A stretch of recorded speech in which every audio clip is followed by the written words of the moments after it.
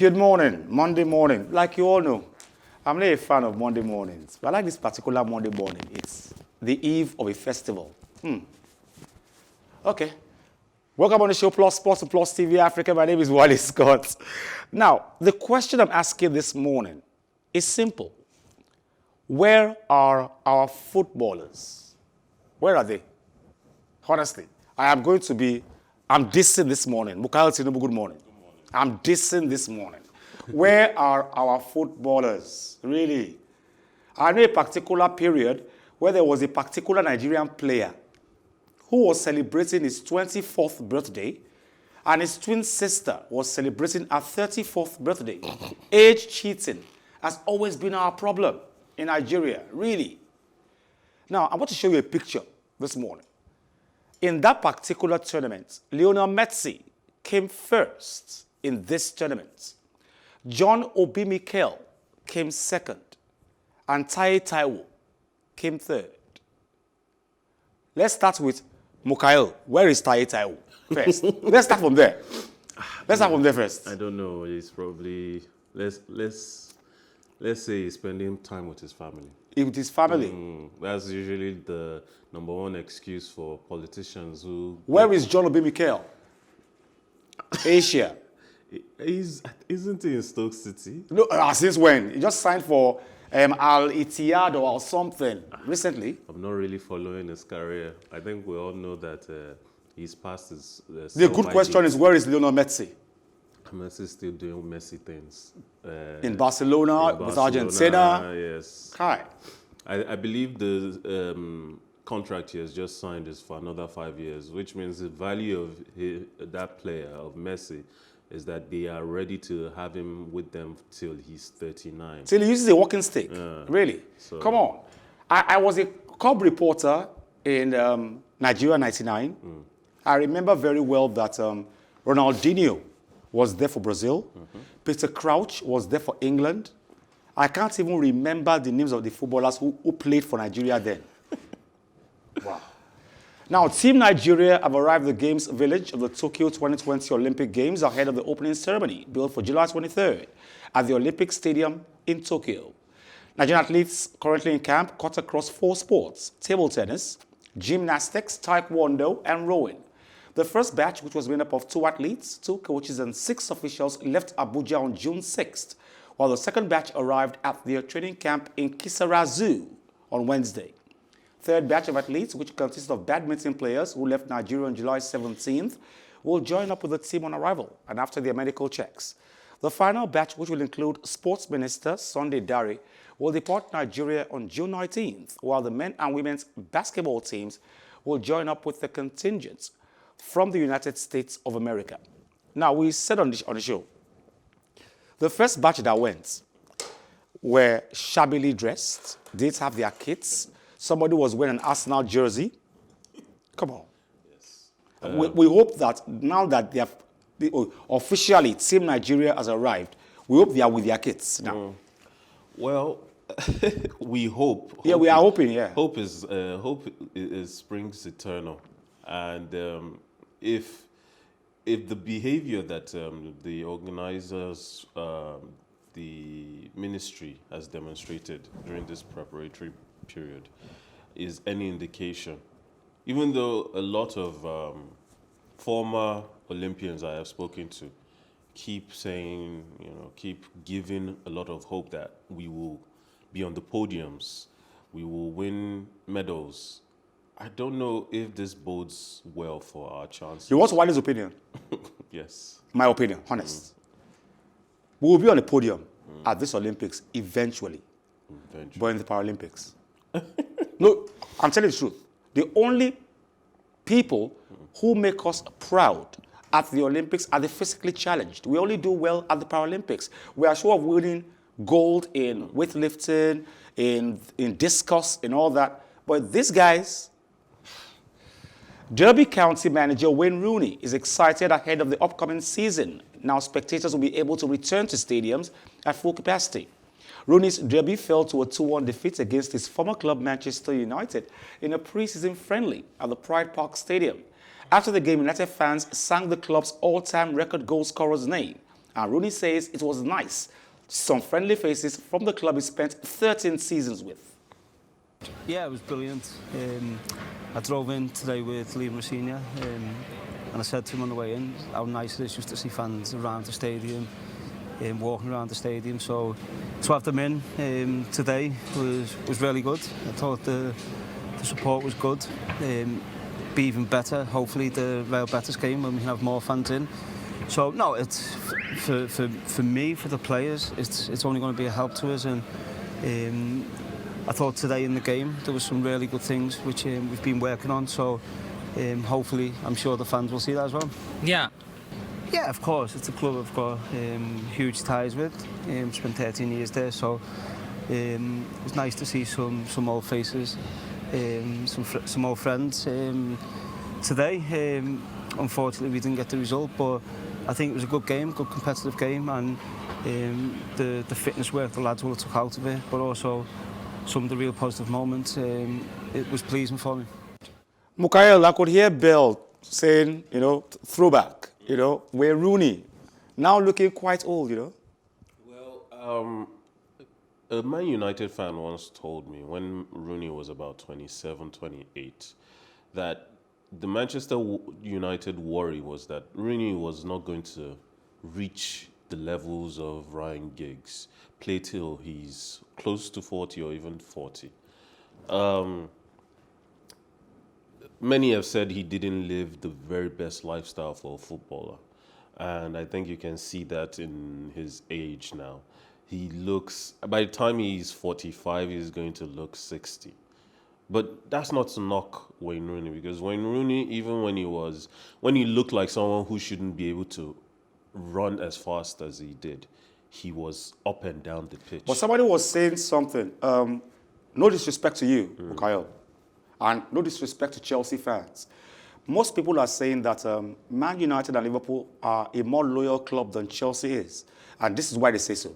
They say, how come Man United listed Derby County on their pre-season friendlies? Why? Because Rooney is the coach there. And that if Lampard was a former Man U player and was the coach of Man U, they wouldn't sack him. Just like they're not sacking Solskjaer right now. Well, I mean, Solskjaer is doing much better than when Lampard did. If you compared both Lampard and Ole Gunnar Solskjaer in their first season, they both had the same mandate, qualify for Champions League. Lampard did, we kept him. Ole Gunnar Solskjaer didn't, they kept him.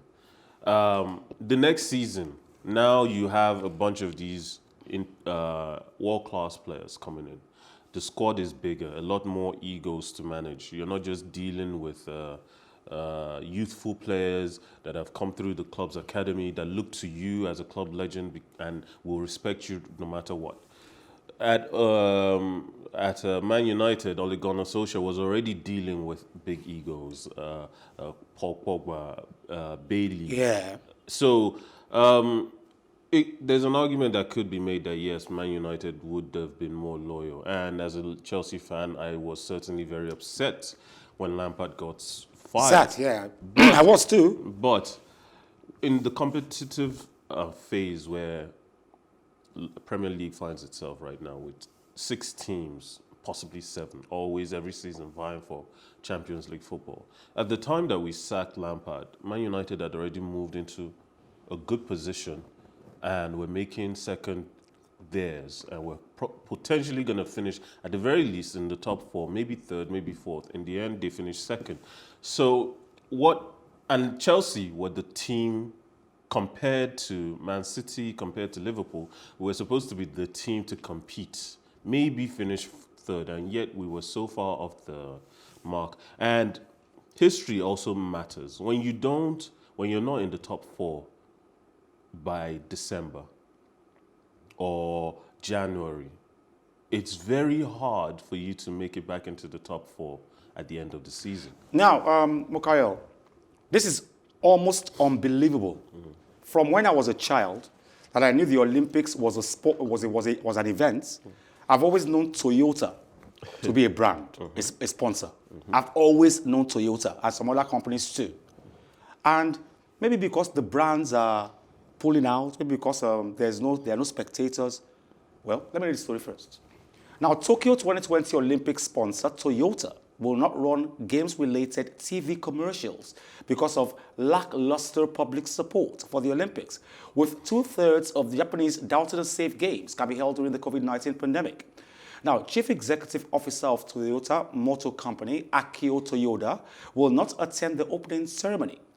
The Yomiuri newspaper reported. Now, Toyota did not immediately respond to a request for comments. Some 60 Japanese corporations who have paid more than $3 billion for sponsorship rights to the postponed 2020 Olympics now face a dilemma of whether or not to tie their brands to an event that has so far failed to win strong public backing.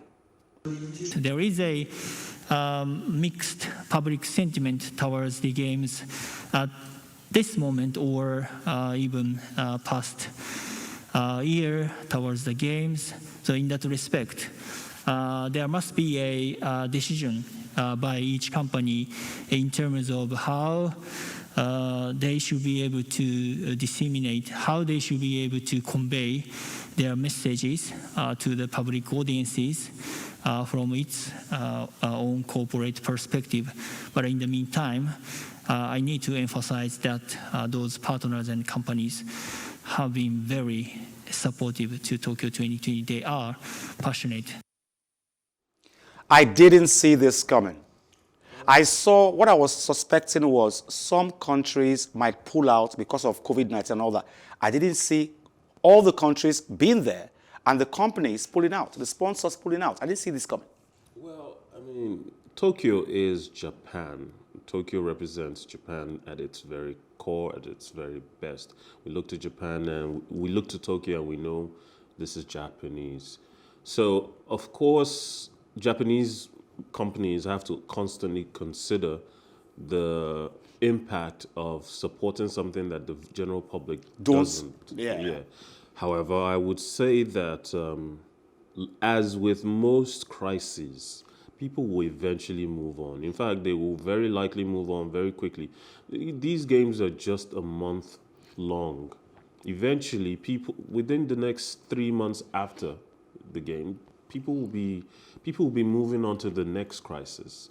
And I don't think these companies absolutely need to pull out. The games still have to go on because they're already going on. Exactly. And many of them have made commitments and are definitely, even if they try to pull out, they're not going to make their money back. So they might as well go ahead because their brands are already tied to it one way or the other.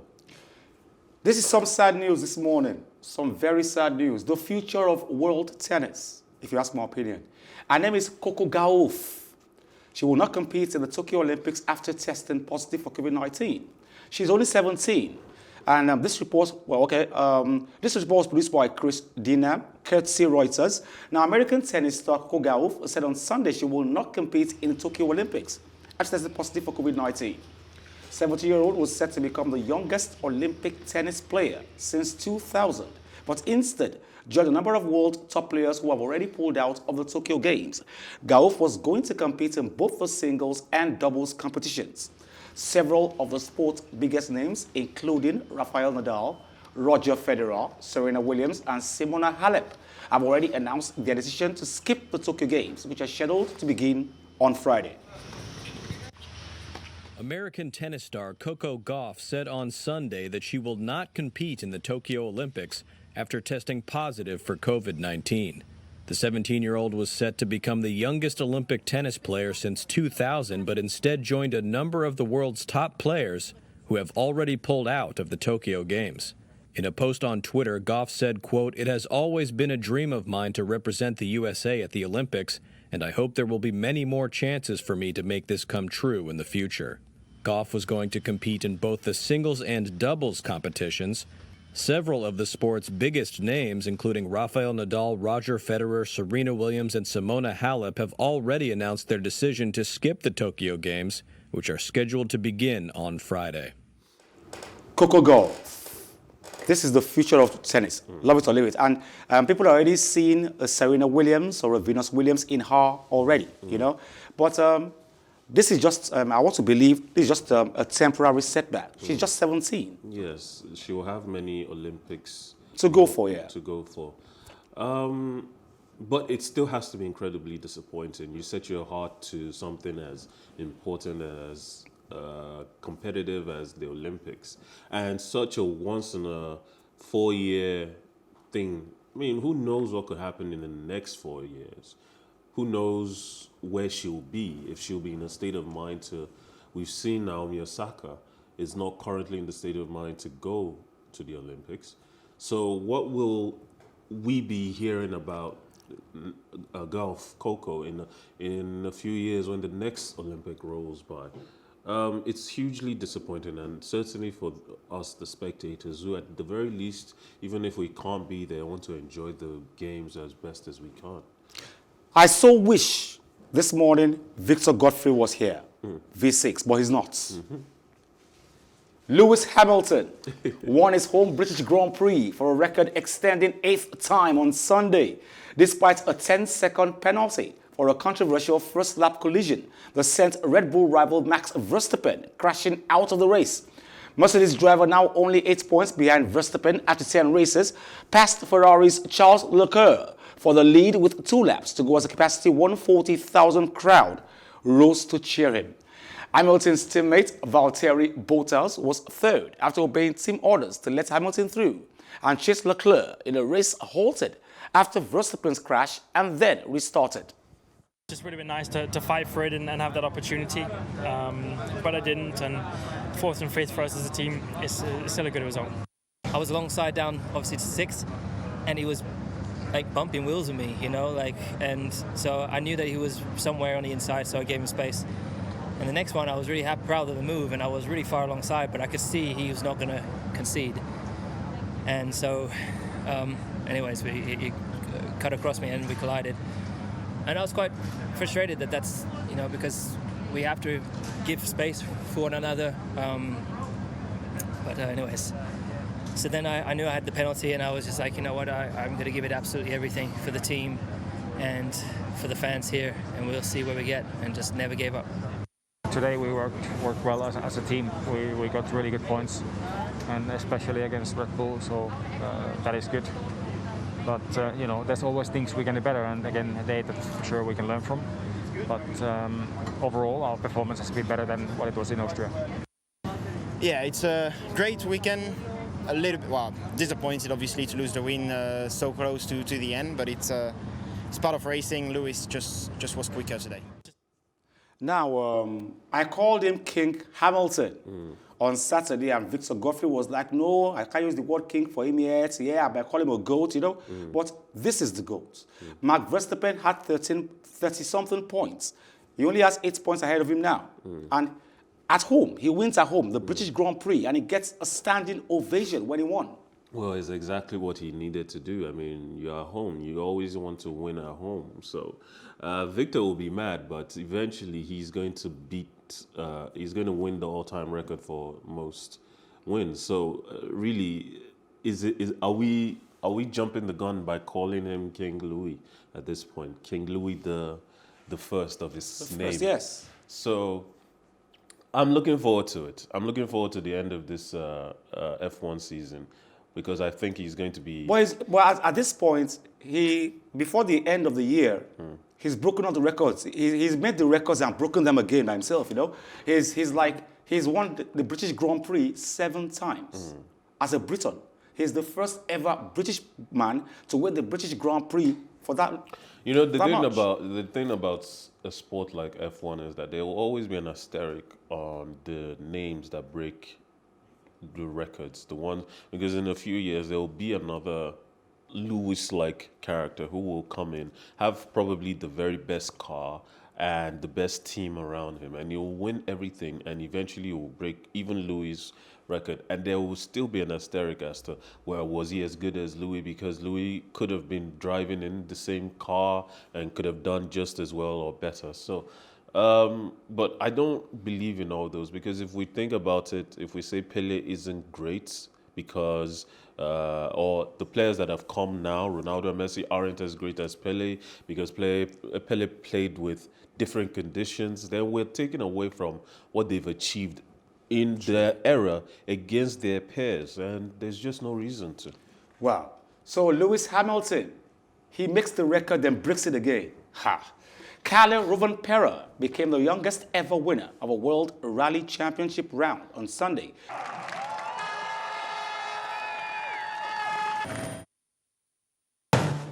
And they come back from the dead.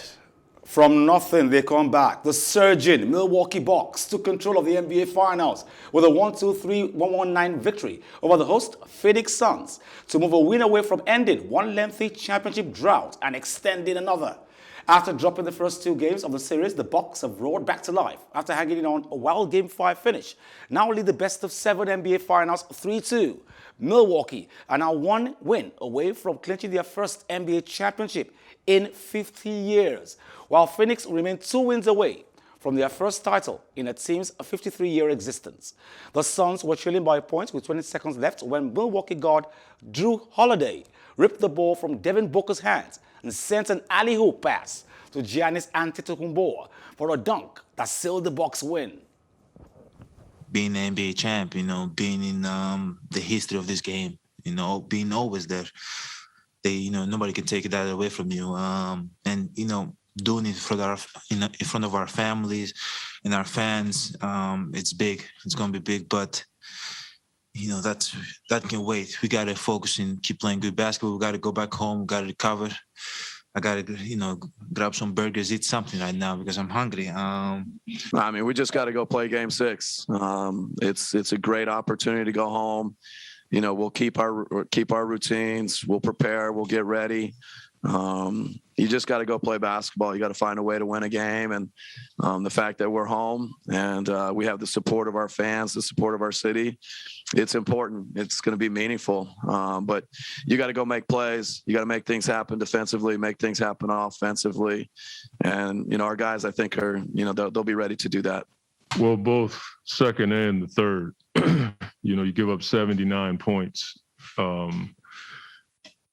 And the reasoning behind it, I got to look at the film to see it, but we just didn't have the same energy that we had in the first and fourth. You look at the numbers, in the first and fourth, they have 44 points. And so, whether it's schematics or just outright grit and toughness during those moments to just get a stop, we couldn't get any consecutive stops in the second. We knew this wasn't going to be easy. We didn't expect it to be. And, it's hard. Coach said it all year long. Everything we want is on the other side of hard, and it don't get no harder than this. So we got to regroup, learn from this game, but it's over. We got to get ready for Game 6. Wow. Phoenix Suns, what Nigerians will call IGG, initial Gragra. And Milwaukee Bucks are 3-2. 1 win away. Just 1 win now and they're done.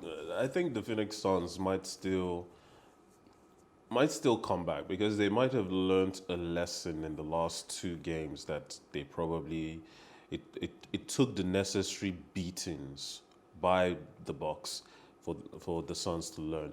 I watched the game, and in the first and second quarter, the Suns tried very hard to put a lot of pressure on each player of the Bucks, but they couldn't manage it. They couldn't live up to the same level of energy that the Bucks were demonstrating, that they carried over all the way from game 4.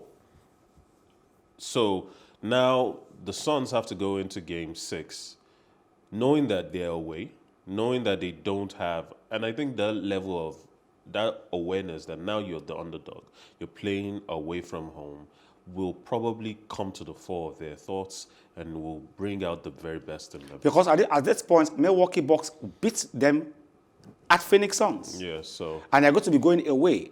That's well. Okay, Plus Sports on PlusTvAfrica on a Monday morning. Thank you very much, Mukhail Tinubu. Always a pleasure. Okay, join us same time tomorrow, same station on Plus Sports, PlusTvAfrica. My name is Wally Scott. Like I always advise you at the end of every show, if not for anything, at least for your heart, do some sports.